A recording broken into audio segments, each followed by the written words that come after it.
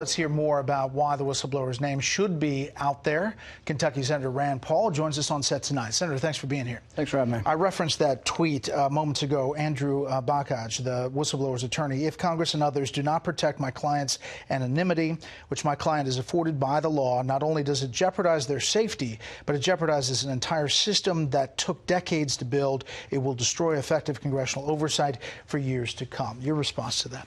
You know, I don't wish harm on anyone. I've been the victim of political violence not once but twice. I was there at the ball field when Steve Scalise was almost killed. A staff member was 10 feet from me who was shot. I had 6 of my ribs broken by a hater of President Trump, so I know what political violence is all about. I don't want that at all. But the report was not correct in the sense that the statute says the Inspector General can't reveal the name. It says the president should enforce the law, but the person you quoted was disingenuous in what they were saying. The statute says the Inspector General can't reveal the name. There's nothing that prevents me from saying it now other than that I want it to be more about the process and less about the person. But there's no law that prevents me from mentioning the name of who's been said to be the whistleblower. But there's also convinced you know? Yeah. And there's something important also. It's called the Constitution. The 6th Amendment to the Constitution says if you are going to accuse me of a crime, I get to stare you down in court. That is absolutely part of the Constitution. The statute might say one thing, but I promise you, if there is a trial, you always get to confront your accuser. It's in the 6th Amendment. It's in the Bill of Rights. There's no way they can stop the defense from asking I don't understand what prevents you from getting on the Senate floor where you're protected on all kinds of things and just giving a speech and saying what the guy's name is if you're convinced you know who it is. No, I can, and I may, but I can do it right now if I want. Nothing stops me. There's no law that stops me from doing it. Other than that, I don't want to make it about the one individual. But I would say this. I do think that this individual is a material witness to the potential Biden corruption. He was there under Joe Biden. He was there when Joe Biden was trying to fire the prosecutor that was investigating Hunter Biden. So this person was a Ukrainian expert on the desk at that time. I think he should be interviewed not as the whistleblower, but as a material witness to the Biden corruption in Ukraine. Okay, but critics would say that you're pointing to the process of how you got there. But now we are where we are. Today, you have former ambassador or current ambassador Gordon Sondland, with the transcript that's released, has changed the testimony that essentially he says there was quid pro quo as far as military aid being withheld. You're talking about the process, how we got here, rather than the substance where we are. Sort of, but I'm actually talking about another subject. I think the whistleblower is a material witness to the Biden corruption because he was there when the Biden corruption scandal was going on. There are reports that there are aides to Joe Biden who counseled that it was a conflict of interest for his son to be making so much money.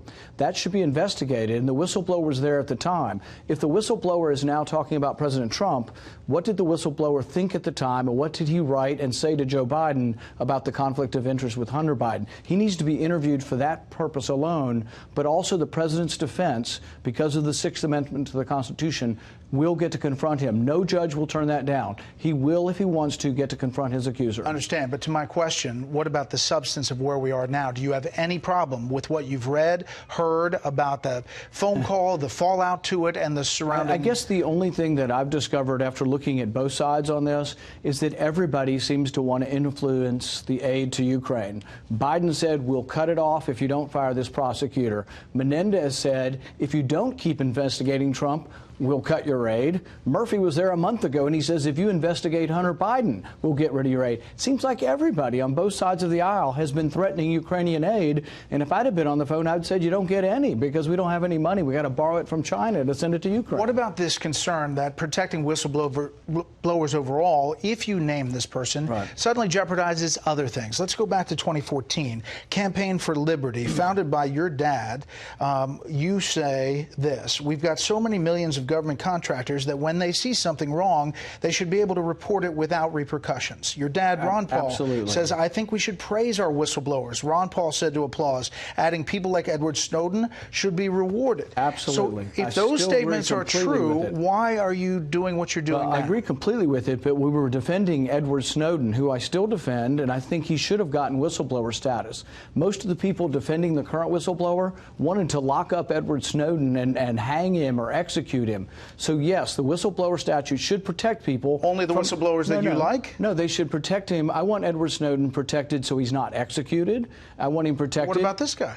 I don't want him executed either. I don't think he should be fired, but I agree with what Lindsey Graham said in your lead-in, and that is that it's a protection from being fired. It's not a protection to be anonymous, particularly if it's going to be a criminal case. Once you have a crime, there is a constitutional protection that you have to confront your accuser. There are no exceptions to that. No court in the land will let there be a trial of President Trump without him confronting his accusers. So I still am for an expansive whistleblower protection. You shouldn't be fired, and this person shouldn't be persecuted or put in jail, but he should come forward like Edward Snowden did, reveal himself, and say what he thinks government did wrong. I just want to be clear, you agree with Lindsey Graham on something? Yes. Okay. It doesn't happen, every day of the week. Okay. Yeah. Finally, where do you think this goes? Because it seems like it's heading towards an impeachment vote in the House, at least the articles of impeachment, then a vote, and then heads your way to the Senate. I think it's going to be purely partisan. In the House, no Republicans voted for this, and I think no Republicans will vote for impeachment in the House. In the Senate,